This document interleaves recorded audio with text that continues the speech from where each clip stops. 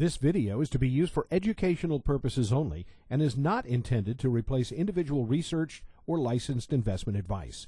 Unique experiences and past performance does not guarantee future results. Trading stocks, options, and spot currencies involves substantial risk, and there's always the potential for loss. Your trading results may vary. No representations are being made that any software or training will guarantee profits or not result in losses from trading. This is the Premier Trade Forex Report with Scott Norse. Good afternoon, traders. I'm Scott Norse here with your Forex Report. Wrapping up the week, it is Friday, June 1st, 2007. The market was very mixed all week as the dollar maintained a fairly strong foothold in the broad market. In the European pairs especially, we saw a tug-of-war game almost every day, leaving the trio in tight ranges. The most important U.S. releases of the week were due in just the final 2 days, which may have had a hand in keeping things so flat. However, the market also seems a little lost at the moment, and we believe many pairs are trading at comfortable resting areas and awaiting fresh data for guidance. And not just U.S. data, but data from all G7 economies. Some of the big U.S. numbers out this week included consumer confidence, GDP, PCE, and employment.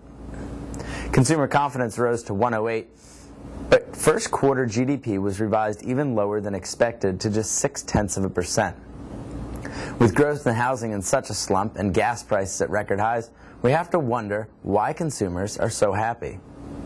PCE, the Fed's preferred measure of inflation, ticked lower again this month, today posting a year-over-year gain of just 2% for the month of April.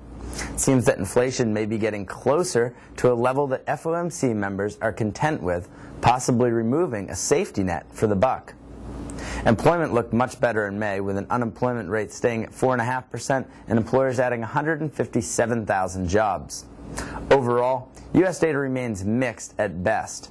However, with the dollar still trading at very low levels historically, traders are looking for further reasons to continue pushing it lower. On to the big picture. It seems Forex traders are feeling a bit like Ben Bernanke and the rest of the FOMC and not really knowing what the next move should be. Sure, the Fed would probably like to cut rates by 1/4 point to give the economy a shot in the arm, but it can't because inflation is such a major concern. This leaves the committee on hold, playing the wait-and-see game. Forex traders may be caught in a similar bind in not knowing what to do with the majors. With the exceptions of dollar CAD and dollar yen, many of the majors are simply wandering aimlessly, waiting on further data. We can all agree that the fundamental backdrop does not support a very strong dollar. Most other major economies are offering investors reasons to buy the underlying currency, while the U.S. is coming up short. However, so much of the good data and positive outlook has been priced into these other currencies, leaving us little room to continue buying until the story develops further. This has left us willing to trade the dollar long or short in the near term, but keeping us with a preference to be short the U.S. currency in the longer term. As it stands now, we believe the next 200-point run could go either way and stand ready to participate accordingly. Till next week, have a wonderful weekend. Take care.